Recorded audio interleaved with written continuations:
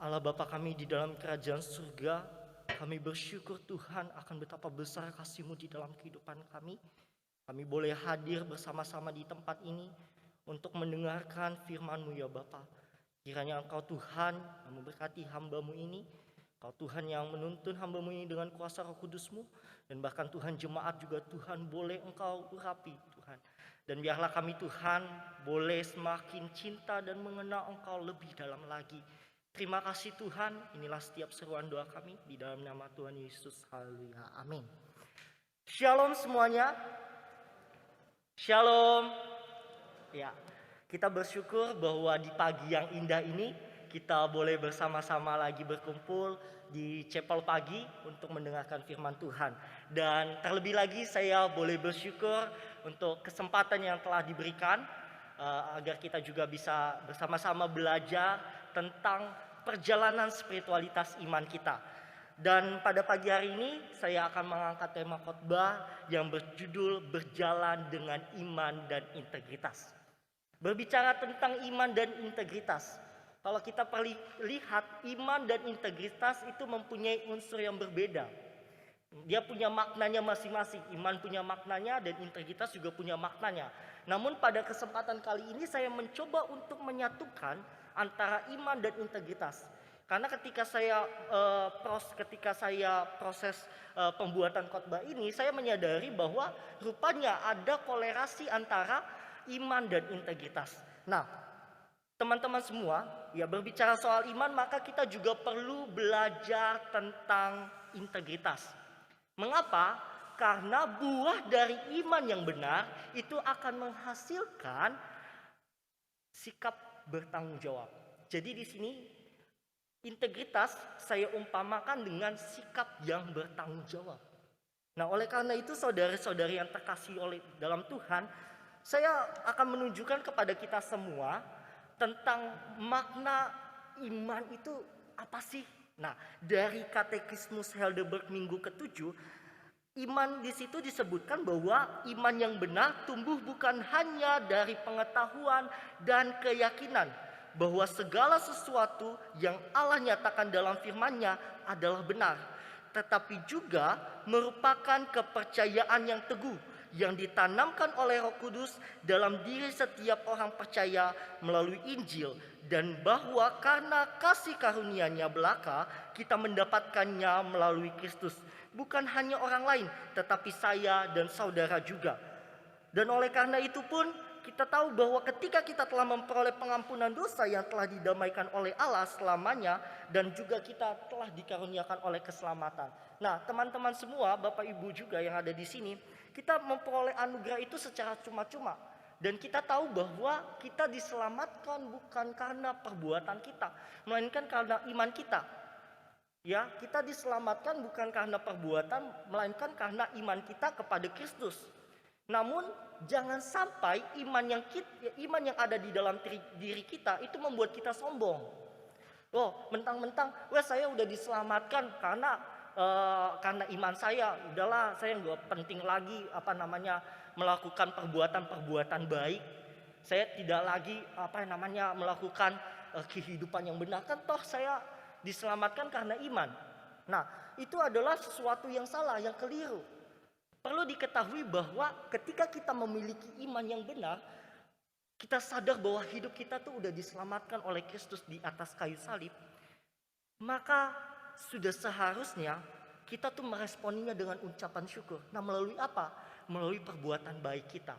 Nah, saudara-saudari yang terkasih di dalam Tuhan, Roma 3 ayat 23 mengatakan bahwa kita semua ini sudah jatuh di dalam dosa.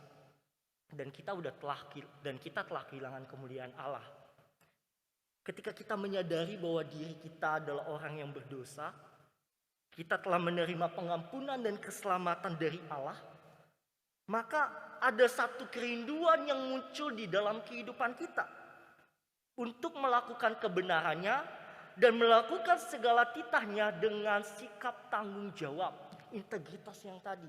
Nah, di sini saya akan menjelaskan apa sih integritas dari awal kita berbicara soal integritas. Namun integritas itu apa sih sebenarnya? Saudara-saudara yang terkasih di dalam Tuhan, saya akan mengemukakan definisi integritas ini menurut Yosafat yang ada di dalam bukunya, menjelaskan bahwa integritas adalah konsistensi dan keteguhan yang tak tergoyahkan dalam menjunjung tinggi nilai-nilai luhur dan keyakinan. Apa itu nilai-nilai luhurnya? Tentang kejujuran, kemurnian, tidak ada rasa egois di dalam diri kita masing-masing. Ketika kita tahu, oh iya, saya telah diselamatkan oleh Allah, berarti saya harus mengaplikasikannya di dalam kehidupan kita sehari-hari. Dan saya juga menemukan definisi lain dari integritas ini. Apa integritas lain yang saya temukan? Ini integritas rupanya itu juga berbicara tentang suatu konsep yang menunjuk konsistensi antara tindakan, nilai, dan prinsip. Berbicara soal tindakan dan nilai, kita pasti tahu, oh berarti tindakan yang kita lakukan itu harus kita pertanggungjawabkan di dalam Tuhan, di hadapan Tuhan. Oh nilai-nilai kekristenan, nilai-nilai Kristiani yang berdasarkan firman Tuhan, oh itu harus ada di dalam kehidupan kita. Namun pertanyaannya prinsip. Berbicara soal prinsip, itu harus jelas dipahami oleh setiap kita orang percaya. Prinsip mendasar yang ada di dalam kehidupan manusia itu berbicara tentang tujuan hidup manusia. Saya mau tanya sama teman-teman semua yang ada di sini, ada yang tahu apa tujuan manusia? Ada 2 tujuan manusia. Ada yang bisa merespon? Ada yang bisa merespon? Nah, itu dia. Kak Kristo, thank you. Jadi, tujuan hidup manusia menurut Katekismus Westminster pada pasalnya yang pertama itu berbicara tentang tujuan hidup manusia, yaitu memuliakan Allah dan menikmati Allah. Teman-teman semua yang terkasih di dalam Tuhan, ketika kita mengetahui prinsip hidup kita dengan baik, maka nilai dan tindakan kita juga akan menghasilkan integritas yang berpusat pada Kristus. Ketika kita tahu prinsip hidup kita, maka kita akan melakukan segala sesuatunya untuk memuliakan Allah dan bersukacita di dalamnya. Oleh karena itu, ketiga elemen ini, baik nilai, tindakan maupun prinsip, ini harus ada di dalam diri kita setiap orang percaya.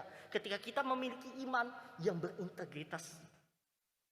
Kita akan bersama-sama belajar dari salah satu tokoh Alkitab yang disebut sebagai Bapa beriman, yang disebut sebagai nenek moyang dari bangsa Israel, yaitu Abraham. Mari kita sama-sama membuka Alkitab kita dari Kejadian 12 ayatnya yang 1 sampai ayatnya ke-9.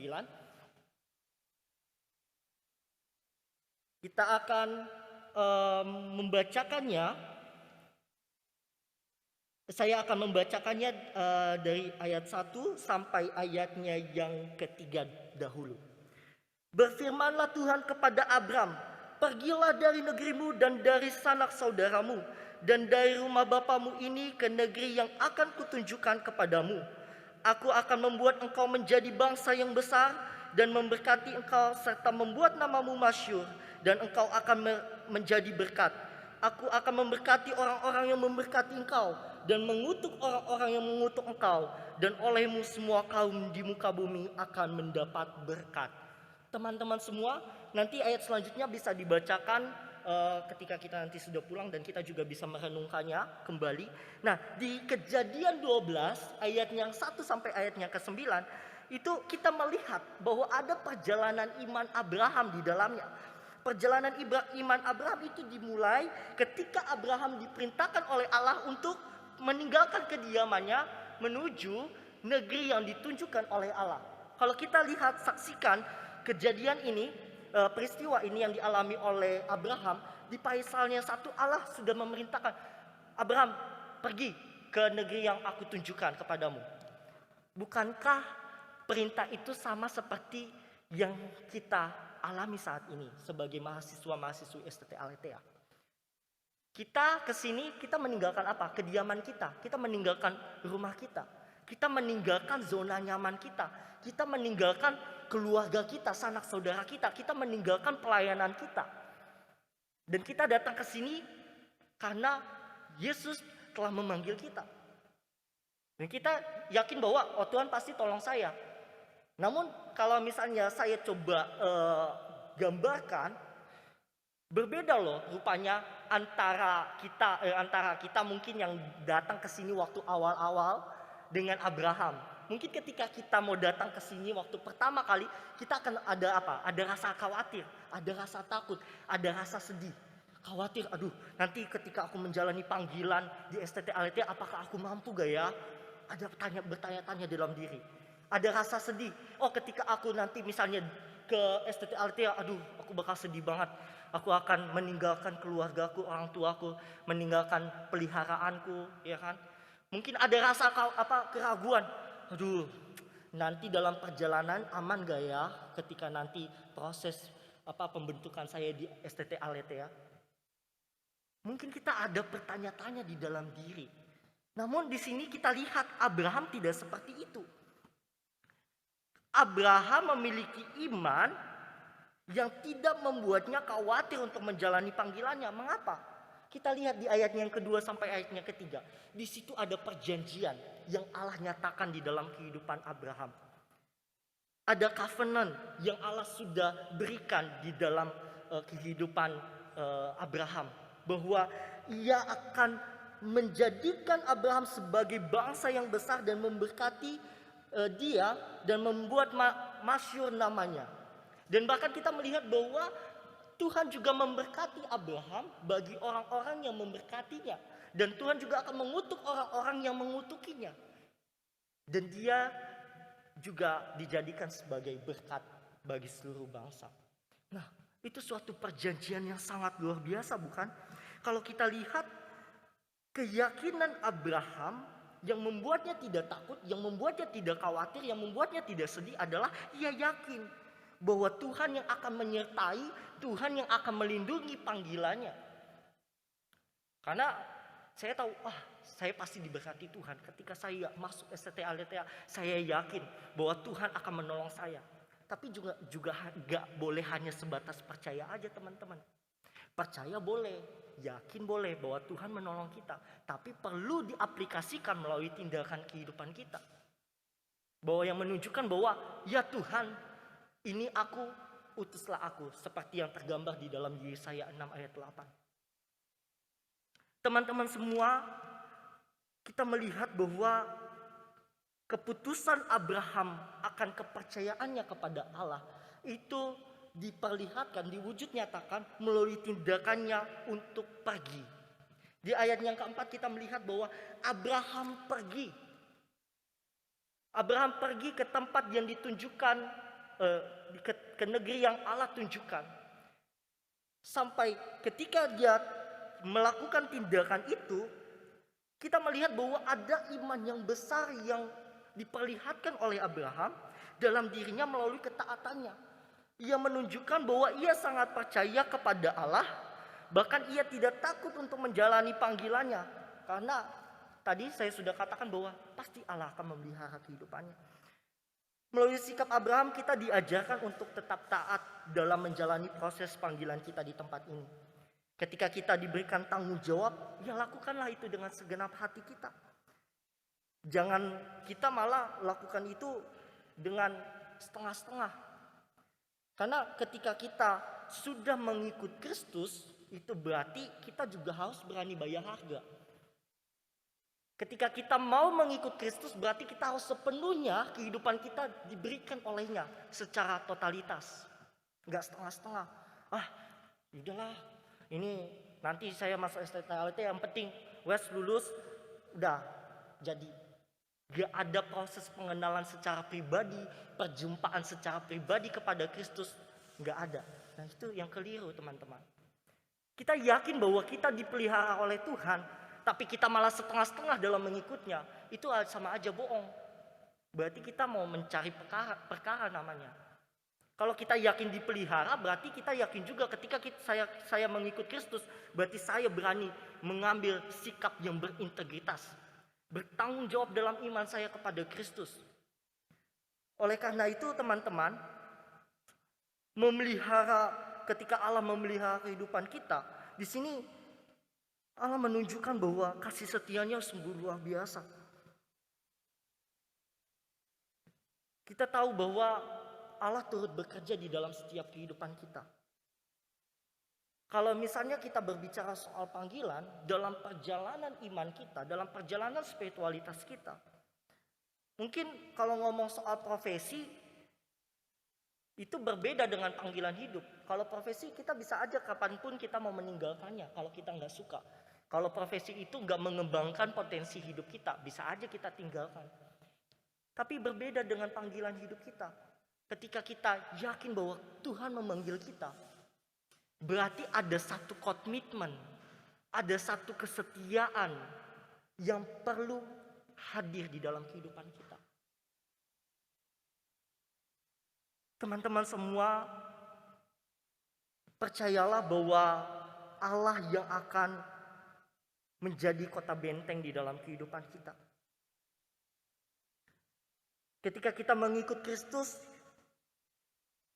kita harus belajar dari Abraham ini.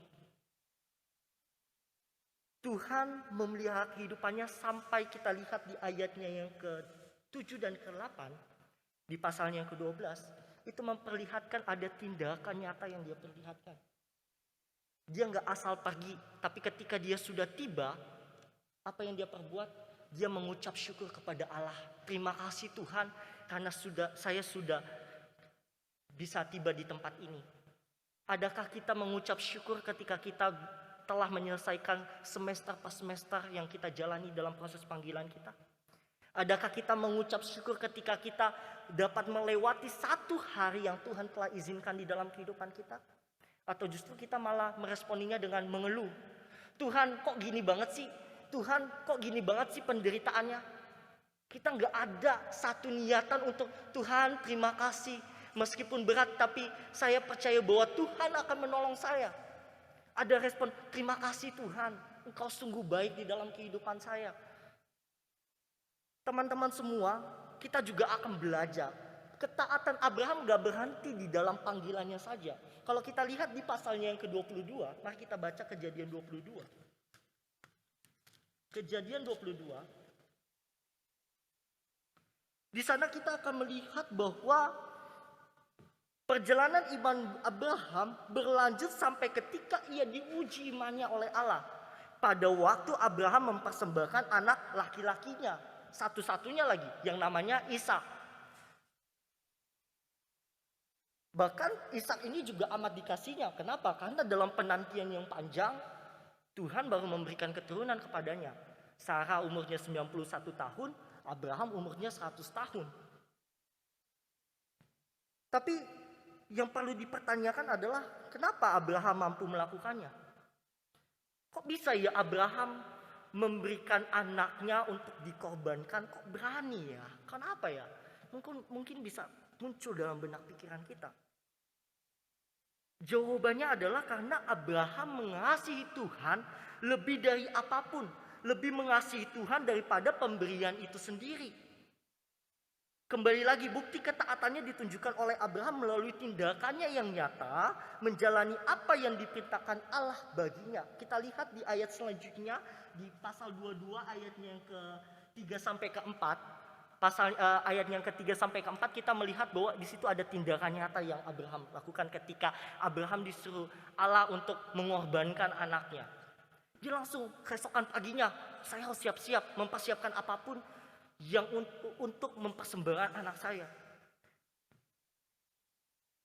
Teman-teman, di sini kita lihat, kalau kita pernah dengar lagu sekolah minggu, ada judulnya Dengar Dia Panggil Nama Saya. Dengar Dia panggil nama saya, dengar Dia panggil namamu, dengar Dia panggil nama saya, juga Dia panggil namamu. Ku jawab ya, dan seterusnya.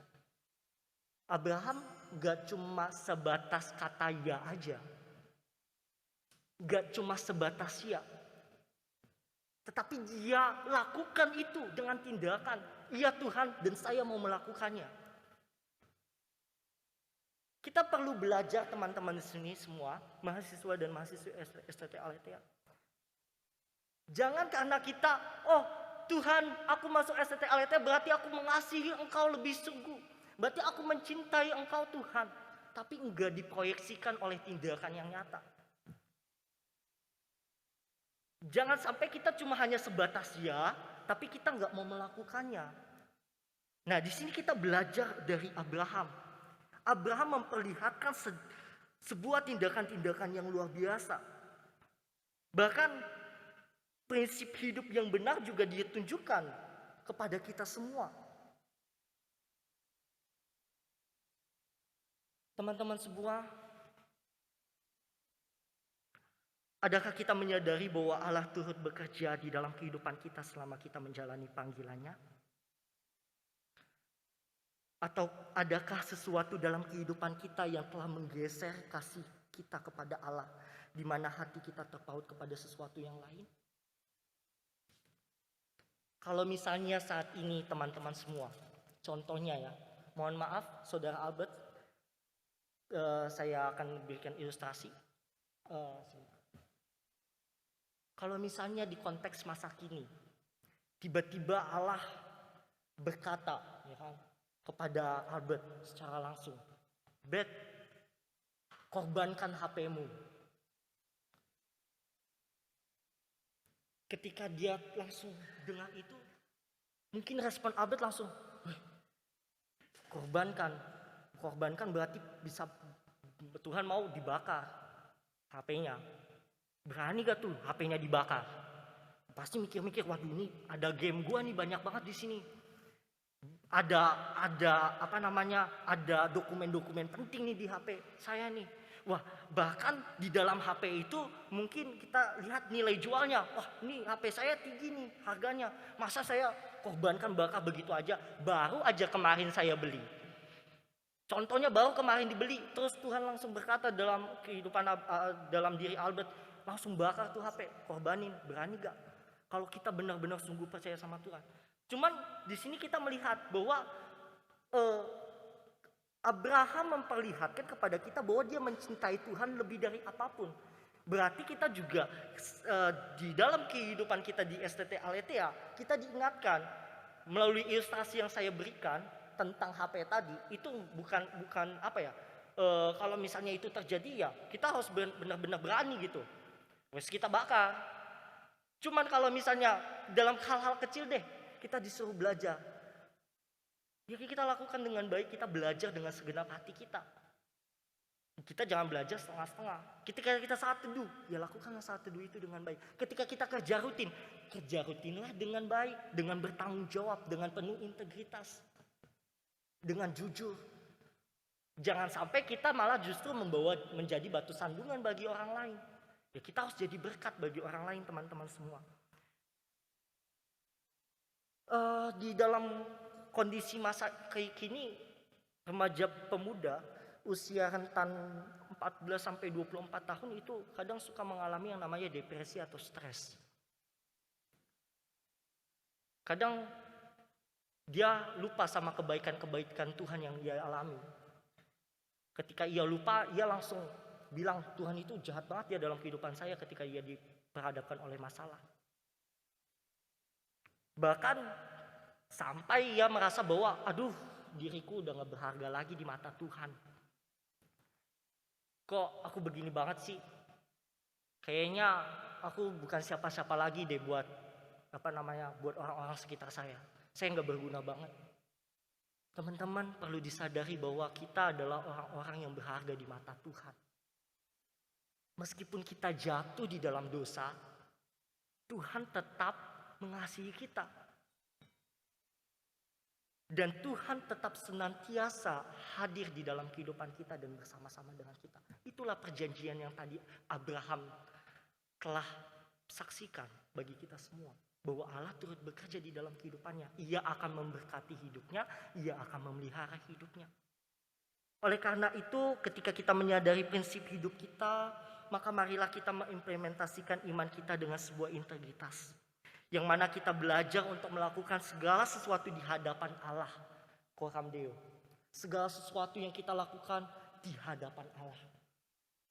Ketika kita sadar bahwa kita melakukan baik hal kecil maupun hal besar di hadapan Allah, maka kita akan melakukannya dengan penuh tanggung jawab. Pendeta Cotton Mather mengaplikasikan Coram Deo dengan sebuah pernyataan. Seorang pendeta yang bernama Cotton Mather. Ia menyatakan bahwa biarkan setiap orang Kristen berjalan bersama Tuhan ketika dia bekerja pada panggilannya dan bertindak dalam pekerjaannya dengan mata kepada Allah, bertindak seperti di bawah mata Tuhan. Dan ungkapan Coram Deo ini merupakan pengingat sempurna bagi kita semua sebagai orang yang percaya kepada Allah. Kita tidak sekedar menjalani hidup ini menurut kehendak sendiri, melainkan menyerahkan hidup kita sepenuhnya di bawah otoritasnya. Itulah iman yang sejati. Iman yang perlu diaplikasikan melalui tindakan yang nyata.